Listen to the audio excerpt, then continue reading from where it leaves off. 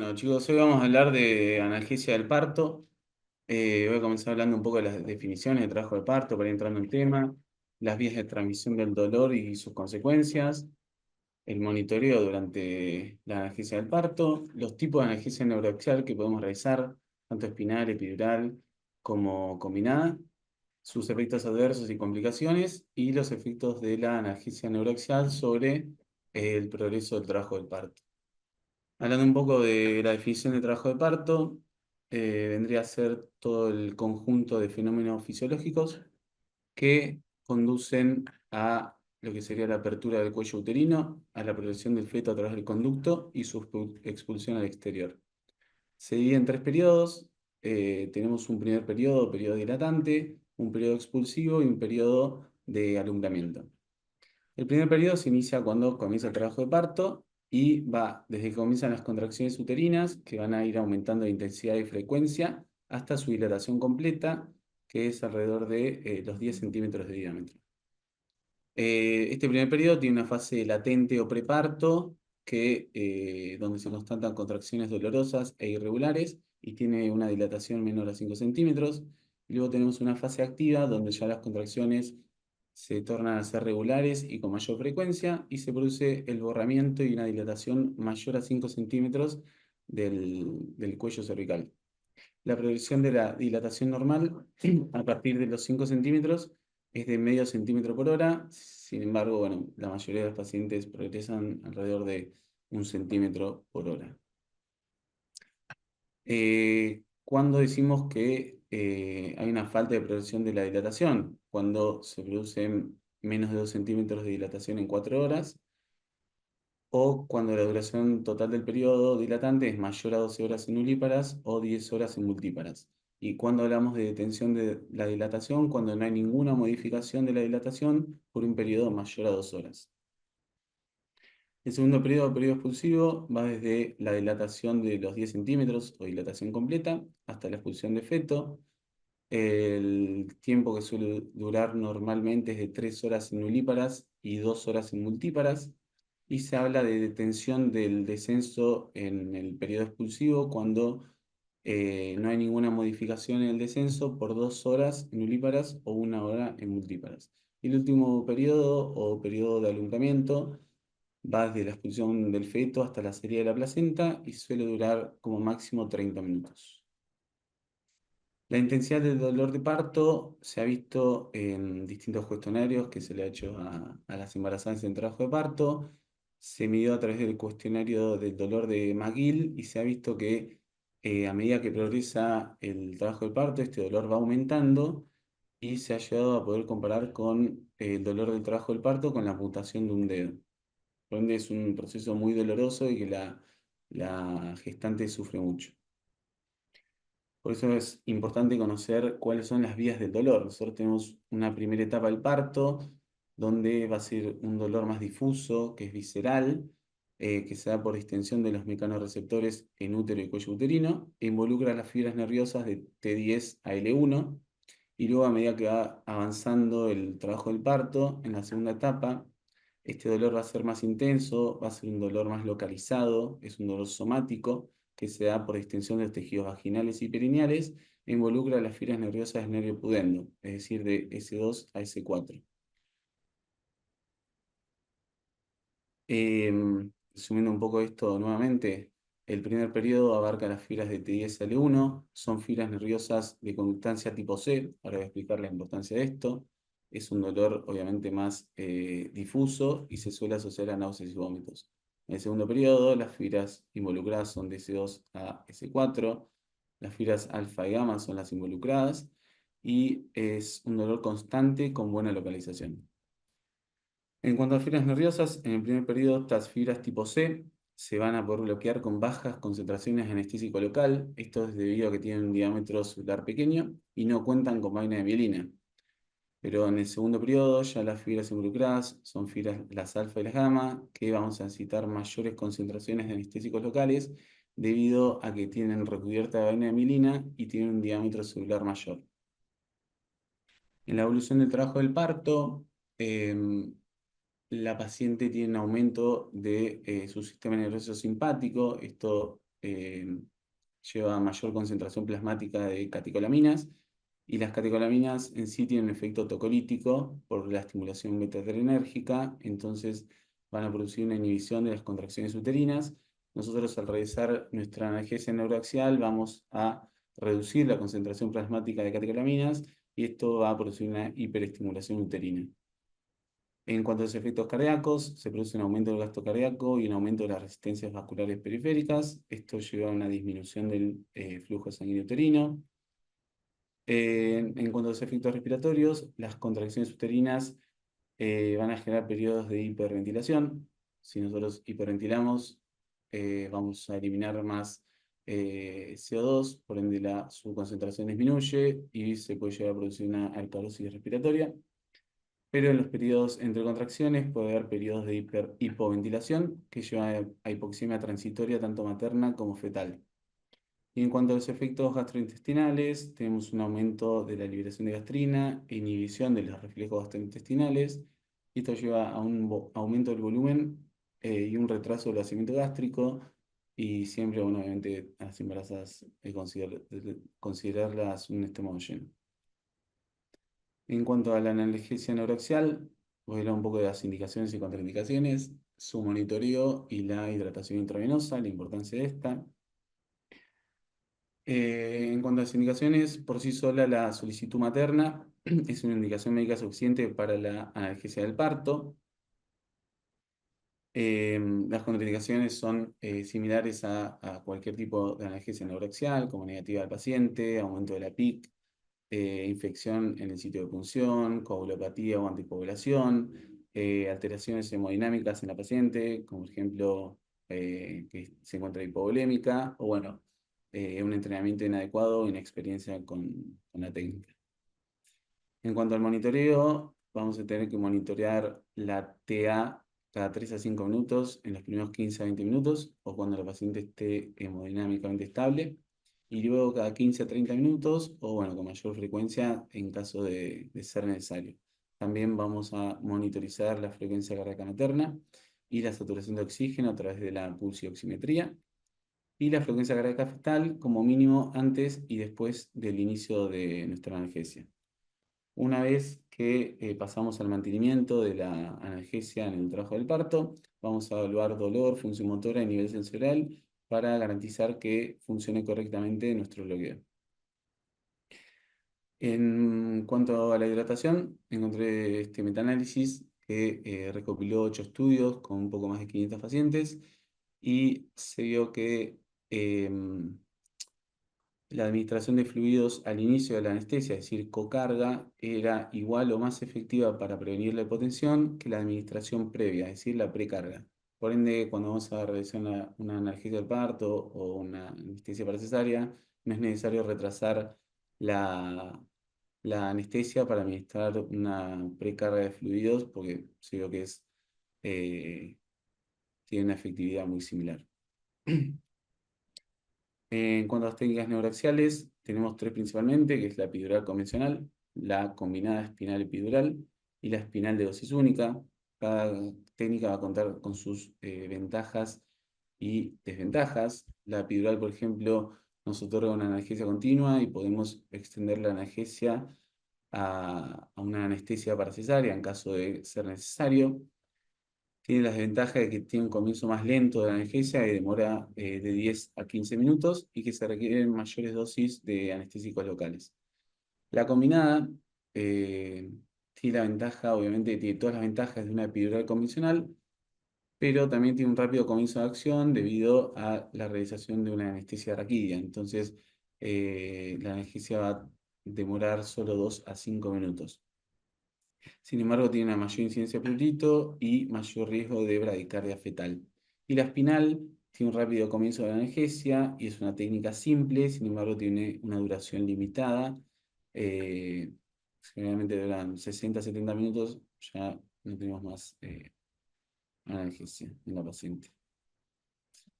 Esta revisión sistemática de Cochrane comparó la combinada con las epidurales tradicionales y vio que las combinadas tenían un inicio más rápido de la analgesia, menos riesgo de bloqueo unilateral y se vio que el riesgo de cefalea postfuncional no está aumentado a pesar de que funcionamos la dura madre con esta técnica.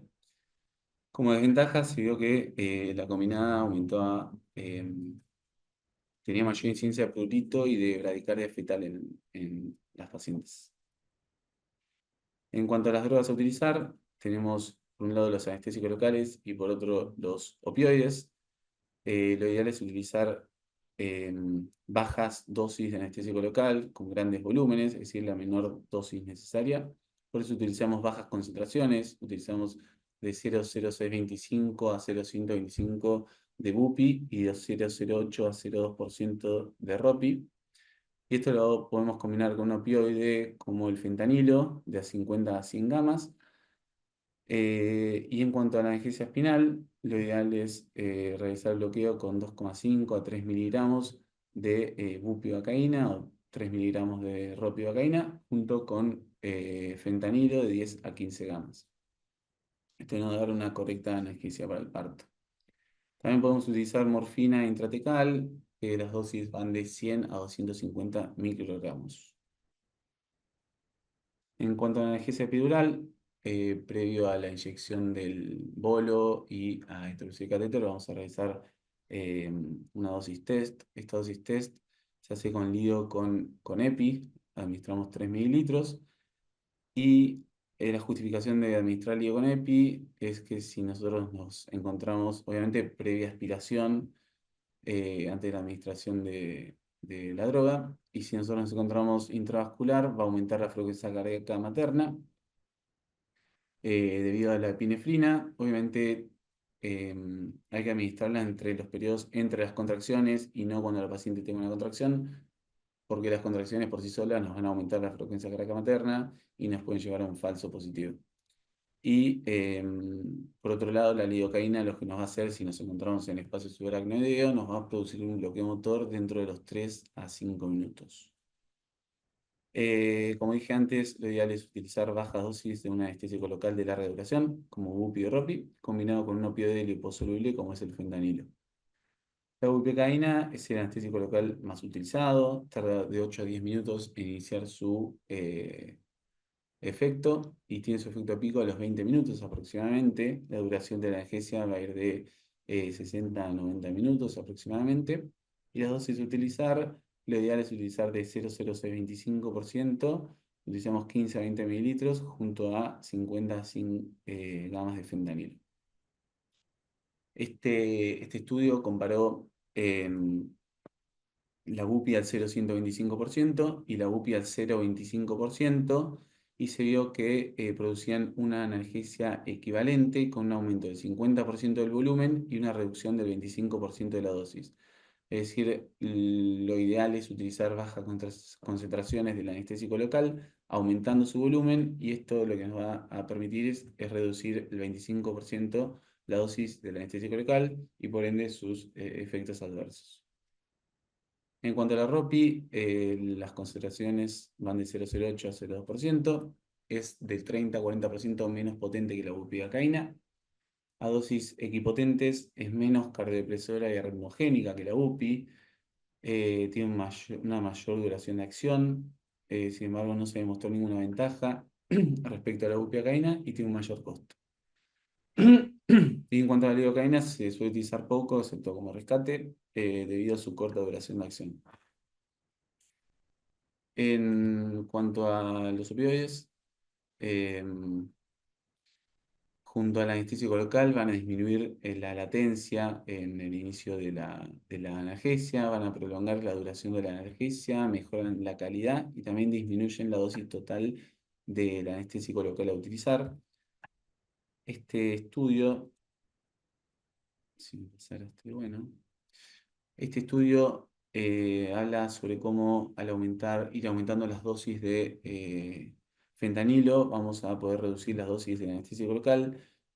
Y se vio que las dosis óptimas de fentanilo a utilizar eran de 3 gamas mililitro, ya que a partir de los 4 gamas mililitros se aumentan mucho los efectos adversos del opioide, principalmente el prurito. Entonces, lo ideal es utilizar bajas concentraciones de la UPI junto con 3 gamas mililitros de fentanilo. El fentanilo solo no proporciona una analgesia adecuada en ningún momento del trabajo de parto y nos aumenta muchos efectos adversos porque tenemos que utilizar mayores dosis, principalmente prurito, náuseas y vómitos, y nos puede producir una sedación materna. Entre los adyuvantes tenemos epinefrina, que acorta la latencia y prolonga la duración de acción. Sin embargo, nos aumenta la intensidad del bloqueo motor, que no es lo que queremos, porque nos va a prolongar el trabajo de parto y puede aumentar la frecuencia cardíaca materna y disminuir transitoriamente la actividad uterina por este estímulo beta que le sale al principio por la estimulación de las catecolaminas. La clonidina no nos aumenta el bloqueo motor y mejora la calidad y aumenta la duración de la analgesia, pero tiene muchos efectos adversos como la hipotensión, bradicardia y sedación materna. Estas son las dosis: epidural de epinefrina de 25 a 75 gamas, intratecal de 100 a 200 y la clonina de 75 a 100 por vía epidural gamas y de 15 a 30 por vía intratecal. Para mantenimiento de la analgesia, podemos utilizar infusión continua o la analgesia epidural controlada por el paciente, que por lo menos acá no se suele utilizar prácticamente. Eh, Preparamos concentraciones de UPI al 0,1% y de ROPI también al 0,1%, podemos preparar. Y fentanilo de 1,5 a 3 microgramos mililitro. Nosotros lo que hacemos en el hospital, como lo preparamos, para los que nunca preparan una infusión continua para una peridural, agarramos 40 mililitros de bupi al 0,5%, más 2 ampollas de Fenta, es decir, 2 ampollas de bupi con 2 ampollas de Fenta. eh, y esto lo diluimos en 200 mililitros de solución fisiológica, es decir, nos queda una solución de 250 mililitros y nos va a quedar una concentración de bupi al 0,08% y 2 microgramos mililitros de fentanilo. E iniciamos la bomba entre 8 y 12 mililitros hora según eh, dosis respuesta de la paciente, según qué nivel queramos llegar a bloquear. En cuanto a las técnicas de administración, bueno, podemos utilizar bolos intermitentes, hacemos bolos de 8 o 12 mililitros.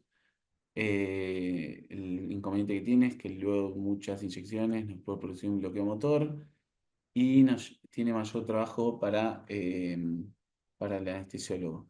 La infusión continua, podemos, como dije antes, de 8 a 15 mililitros hora, podemos eh, aplicar esta concentración. Se mantienen niveles estables de analgesia y se logra una analgesia perineal correcta. Sin embargo, se produce un mayor bloqueo motor y tiene una mayor incidencia de partos instrumentados. La analgesia epidural controlada por el paciente tiene una mayor satisfacción para el paciente, una baja incidencia de bloqueo motor y nos reduce el consumo de anestésico local. Y hay dos técnicas, tenemos una con infusión basal y una sin infusión basal. Y por último, los bolos intermitentes automatizados. Son bolos intermitentes que se dejan programados en la bomba y a 30 a 60 minutos se van dando bolos de 5 a 10 mililitros. En cuanto a la analgesia espinal, tiene, como comenté antes, un rápido inicio de acción. Y podemos, en un trabajo de parto temprano, administrar opioides intratecales únicamente, que nos va a producir un correcto nivel de analgesia. El comienzo de la analgesia ocurre entre los 3 a 5 minutos y nos puede durar de 1 hora a hora y media. En cuanto a los opioides por vía intratecal, eh, el fentanilo es el más utilizado. Utilizamos 10 a 15 gramos junto a 2,5 a 3 miligramos de bupivacaína. Esto nos va a proporcionar una analgesia efectiva en la mayoría de las pacientes. El sufentanilo, si bien en Argentina no disponemos de este opioide, sí se utiliza mucho en otros países como los Estados Unidos. La morfina, las dosis van de 100 a 250 microgramos por vía intratecal. Tiene un inicio de acción lento y prolonga la duración de la analgesia. Sin embargo, tiene una mayor incidencia en náuseas en el posparto. Y la meperidina por vía intratecal se utilizan de 10 a 20 miligramos. Tiene un inicio de 2 a 12 minutos, una duración de 1 a 3 horas, pero tiene una alta incidencia de efectos adversos como las náuseas y vómitos post-parto.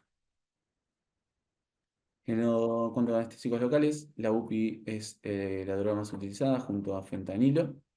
utilizamos de alrededor de 2 a 3 miligramos y la UPI hipovárica es la más usada. Los ayudantes, la epinefrina prolonga la analgesia sin diferencias en la calidad de la misma. La neostimina no se recomienda porque produce náuseas que no van a responder a los antieméticos habituales. Y la clonidina tiene una alta incidencia de hipotensión materna, sedación y anormalidades de la frecuencia cardíaca fetal. Como conclusión, ninguno de los ayudantes estudiados nos prolonga la duración de la analgesia con fentanilo y bupivacaína lo suficiente como para evitar el uso de una analgesia peridural para mantenimiento. Un bloqueo en silla montar puede estar indicado en una paciente que no tiene anestesia peridural y necesita una anestesia perineal. Lo que hacemos es inyectar intratecalmente bupi hiperbárica de 6 a 8 miligramos y dejamos sentada unos minutos a la paciente para que únicamente tenga bloqueo de la zona perineal.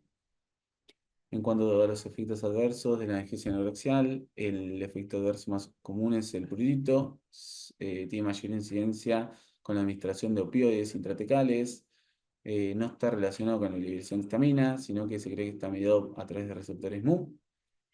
Y el tratamiento, para el tratamiento podemos administrar naloxona de 40 a 80 gamas en bolo intravenoso o nalbufina de 2,5 a 5 miligramos. La nalbufina tiene la ventaja de que eh, nos va a revertir menos la analgesia de lo que lo haría la naloxona. Otro de los efectos adversos es la hipotensión, que sea en un 15% de las pacientes. Para prevenirla, podríamos evitar la compresión ortocava colocando a la gestante en decúbito lateral izquierdo y Trendelenburg. Podemos hacer una cocarga con cristaloides y utilizamos vasopresores como la efedrina o fenilefrina de 50 a 100 microgramos. Otro de los efectos adversos es la fiebre, náuseas y vómitos, que es muy común durante el trabajo de parto, los escalofríos, que son más frecuentes con las analgesias peridurales, y la retención urinaria, que nos va a dar un dolor suprapúbico durante las contracciones, y hay que hacer el diagnóstico diferencial con el dolor del trabajo del parto durante la analgesia neuroaxial. Las complicaciones de la analgesia neuroaxial. La principal complicación va a ser una analgesia inadecuada, ya sea por falta de analgesia, o es un bloqueo unilateral o una inadecuada densidad de bloqueo. ¿Qué hay que hacer en estos casos? Vamos a chequear la vejiga y vaciarla si está extendida, porque puede ser la causa del dolor. Vamos a evaluar la posición del catéter y ver que esté correctamente ubicado en el espacio epidural. Vamos a evaluar la extensión del bloqueo y hay que tener en cuenta que el dolor va a ir progresando a medida que progresa el trabajo del parto. ¿Cómo manejamos una analgesia neuroaxial inadecuada? Obviamente evaluamos otras causas del dolor, como dije antes, vejiga extendida o una ruptura uterina, que sería mucho más catastrófico. Hay que realizar una evaluación correcta para ver si el catéter se encuentra en el espacio peridural. En caso de que no esté, hay que reemplazar el catéter. Y si el catéter se encuentra en el espacio, pero la extensión del bloqueo es inadecuada o presenta un bloqueo asimétrico, vamos a inyectar un bolo de anestésico local de 10 a 15 mililitros junto con opioide. Em, Vamos a cambiar la técnica de mantenimiento, es decir, vamos a aumentar el volumen o disminuir disminución de su concentración. Y si esto no funciona, vamos a reemplazar el catéter. Otra de las complicaciones es la punción dural no intencional, tiene una frecuencia baja del 1,5%. ¿Y qué hacemos en caso de puncionar la dura madre con la aguja? En la analgesia peridural vamos a retirar la aguja y colocar el catéter en otro espacio. Si estamos realizando una anestesia combinada, vamos a inyectar la dosis subaracnoidea a través de la TOWI y luego vamos a colocar el catéter en otro espacio que hallemos. Y si vamos a realizar una analgesia espinal continua, colocamos el catéter en el espacio subaracnoideo y administramos la analgesia espinal continua. Esto se da más que nada en pacientes obesas o con una anatomía difícil de la columna lumbar, ya que sabemos que el procedimiento, por más que cambiemos de sitio, va a ser igualmente dificultoso. La depresión respiratoria, el factor más importante para este hecho es la liposolubilidad del opioide. Un opioide liposoluble, como es el fentanilo, dentro de las 2 horas luego de la inyección puede producir una depresión respiratoria. y un opioide hidrosoluble como es la morfina puede no ocurrir hasta dentro de 6 a 12 horas después de la inyección. Otro factor de riesgo es haber administrado previamente a la paciente un opioide parenteral. Por ende, no vamos a administrar la dosis en bolo de un opioide neuroaxial a la mujer que recibió recientemente un opioide sistémico. Los eventos de inyección intravascular, inyección intratecal, inyección subdural y anestesia espinal alta o total tienen una frecuencia muy baja, de mucho menor al 1%. Se puede producir un bloqueo motor extenso con bolos repetidos o varias horas de infusión continua de anestésico local. Este bloqueo motor nos va a impedir la rotación de la cabeza fetal y aumenta la frecuencia de una posición anormal de la cabeza del parto. También se pueden producir cambios sensoriales, es decir, las pacientes pueden sentir que no pueden respirar o tragar. Vamos a tranquilizar a la paciente, ya que los esfuerzos respiratorios en sí no están comprometidos y estos síntomas van a desaparecer o van a disminuir con el correr del tiempo en 30 a 60 minutos. El dolor de espalda, aproximadamente el 50% de las mujeres gestantes se van a quejar del dolor durante el embarazo del puerperio. Los factores de riesgo más importantes van a ser el dolor de espalda anteparto y la imposibilidad de reducir el peso a los niveles previos al embarazo. Muy importante, distintos estudios han aclarado que no hay relación causal entre la analgesia epidural y el desarrollo del dolor de espalda postparto de larga duración, sí para el dolor de espalda de corta duración de unos días, ya que se puede relacionar con el trauma tisular local producido en el sitio de punción. Los efectos de la analgesia anorexia sobre el progreso del trabajo del parto. Nuestra analgesia no va a aumentar la frecuencia de cesáreas, esto es muy importante tenerlo en cuenta. Por otro lado, una analgesia efectiva en el segundo periodo nos puede aumentar sí, el riesgo de partos instrumentales. Y la analgesia neuroaxial puede tener un efecto variable sobre la duración del primer periodo. En algunas pacientes lo va a prolongar y en otras lo va a acortar. Lo que sí, si lo llega a prolongar, se vio que distintos estudios han marcado que no tiene efectos adversos tanto maternos como neonatales. La duración del segundo periodo es aproximadamente 15 a 20 minutos mayor en las pacientes que se les realiza analgesia neuroaxial. Sin embargo, este retraso en el segundo periodo no es perjudicial ni para la madre ni para el niño, siempre y cuando se tenga un monitoreo correcto de la frecuencia cardíaca fetal, la madre esté bien hidratada y con buena analgesia y haya un progreso en el descenso de la cabeza fetal. El segundo periodo suele durar 3 horas con analgesia neuroaxial en ulíparas o 2 horas sin analgesia y 2 horas en las multíparas o 1 hora sin analgesia neuroaxial. Importante destacar que la epidural no se asocia con la prolongación del tercer periodo del trabajo de parto. Y los efectos de la analgesia anorexia sobre el feto y el neonato tienen efectos directos e indirectos. Entre los efectos directos tenemos que nos va a producir cambios transitorios en la variabilidad de la frecuencia cardíaca fetal y desaceleraciones periódicas con la administración de analgesia peridural sin resultados adversos neonatales y nos puede producir una depresión respiratoria neonatal que es algo muy raro que suceda, sea principalmente con una infusión continua epidural de altas concentraciones de opioides. Y entre los efectos indirectos se puede producir bradicardia fetal debido a la disminución de la concentración de catecolaminas, que nos aumenta el tono uterino y nos produce una hipoxia fetal. Ahora les dejo este caso clínico, es una paciente de unos 29 años sin antecedentes clínicos de relevancia, gestas 2, parte 1 de aborto 0, se encuentra en 39 semanas de gestación, consulta por contracciones uterinas dolorosas regulares cada 5 minutos y con duración de 45 segundos, que han ido aumentando de intensidad en las últimas horas. Solicita una analgesia debido al dolor intenso y el obstetra nos dice que tiene 8 centímetros de dilatación y una presentación encajada. ¿Qué anestesia realizarían y qué dosis utilizarían? Gritaban vos que estás en el materno. Bueno, amigo, la verdad que hicimos pocas analgesias de parto. Creo que hice una. Eh, el otro día estaban por hacer una y terminó pariendo sin hacer analgesia de parto. Eh, pero a esta paciente depende de dónde estás, ¿no? Podría ser como hacen en el materno, una analgesia espinal con de 2 a 5 miligramos de UPI. porque ya está Bien. en el periodo, está dilatado, está en el segundo periodo. Bien. Esto es muy importante cuando el obstetra que nos diga qué tanto está dilatado, porque si tiene menos de 5 centímetros de dilatación o 5 centímetros, no le No, vamos a hacer la anestesia del parto, porque todavía le falta. Y la presentación, porque si tiene una presentación en la cual no va a poder parir la paciente, va a tener que ir a cesárea, sí o sí. claro. Así que es muy importante preguntarle Sí, estas dos Lo, cosas a los obstetras. lo que me gustó que pusiste también es lo de que si, que no preguntan generalmente si le dieron algún opioide antes, ¿viste? A Claro, veces un poco de bien. Fenta, y si ponerle, le hicieron una albufina no le podríamos hacer Fenta, tendría que Claro, hacer solo UPI.